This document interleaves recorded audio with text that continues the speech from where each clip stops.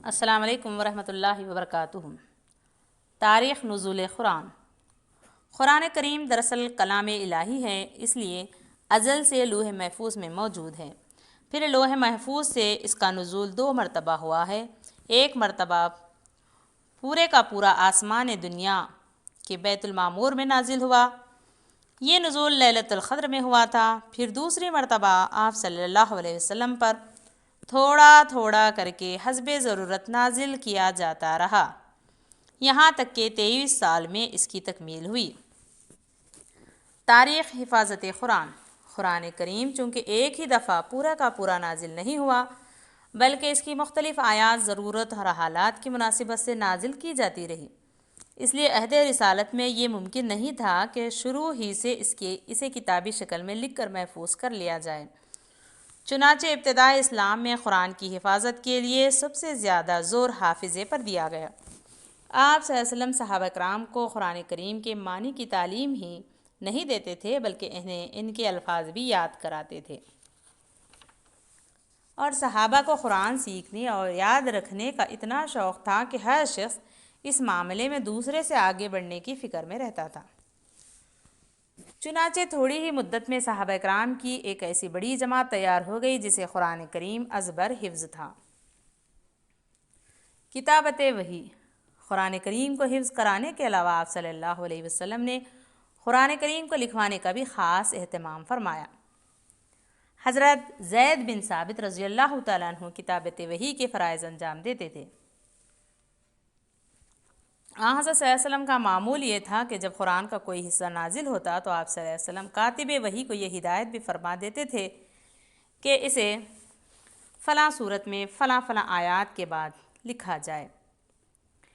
اس زمانے میں کاغذ نہیں تھے، اس لیے یہ قرآنی آیات زیادہ تر پتھروں کی سلوں، چمڑے کے پارچوں، کھجور کی شاخوں، بانس کے ٹکڑوں، درخت کے پتوں اور جانوروں کی ہڈیوں پر لکھی جاتی تھی۔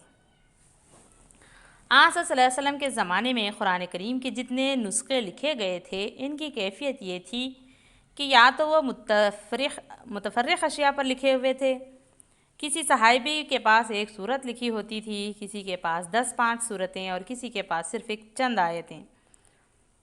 اس لیے حضرت ابو بکر رضی اللہ تعالیٰ نے اپنے عہد میں یہ ضروری سمجھا کہ قرآن کے ان منتشر حصوں کو ایک جا کر کے محفوظ کر دیا جائے۔ حضرت زید رضی اللہ تعالیٰ عنہ فرماتے ہیں کہ جنگ یمامہ کے فوراً بعد حضرت ابو بکر صدیق رضی اللہ تعالیٰ عنہ نے ایک اور مجھے پیغام بھیجا۔ میں نے ان کے پاس پہنچا تو وہاں حضرت عمر پہلے سے موجود تھے۔ حضرت ابو بکر نے مجھ سے فرمایا کہ عمر ابھی آ کر مجھ سے یہ بات کہی ہے کہ جنگ یمامہ میں قرآن کریم کے حفاظ کی ایک بڑی جماعت شہید ہو گئی۔ اگر مختلف مقامات پر قرآن کے حفاظ اسی طرح شہید ہوتے رہے تو مجھے اندیشہ ہے کہ کہیں قرآن کریم کا ایک بڑا حصہ ناپید نہ ہو جائے، لہٰذا میری رائے یہ ہے کہ آپ اپنے حکم سے قرآن کریم کو جمع کروانے کا کام شروع کریں۔ ابو بکر رضی اللہ تعالیٰ عنہ نے کہا، جو کام آپ صلی اللہ علیہ وسلم نے نہیں کیا، کیا وہ ہم کیسے کریں؟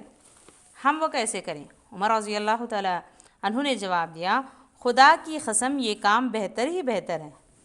اس کے بعد عمر رضی اللہ تعالیٰ عنہ مجھ سے بار بار یہی کہا، یہاں تک کہ مجھے اس پر شرح صدر حاصل ہو گیا، اور اب میری بھی رائے بھی وہی ہے جو حضرت عمر رضی اللہ تعالیٰ عنہ کی ہے۔ اس کے بعد حضرت ابو بکر صدیق رضی اللہ تعالیٰ عنہ نے مجھ سے فرمایا کہ تم نوجوان سمجھدار آدمی ہو، ہمیں تمہارے بارے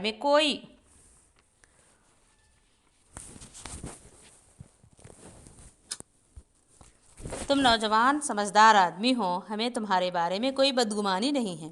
تم رسول اللہ صلی اللہ علیہ وسلم کے سامنے کتابت وحی کا کام کرتے تھے، لہٰذا تم بھی قرآن کی آیتوں کو تلاش کر کے انہیں جمع کرو۔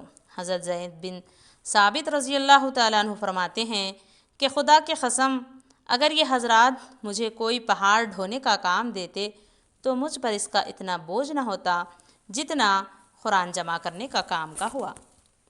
چنانچہ میں نے قرآنی آیات کو تلاش کرنا شروع کیا اور کھجور کی شاخوں، پتھر کی تختیوں اور لوگوں کے سینوں سے قرآن کریم کو جمع کیا۔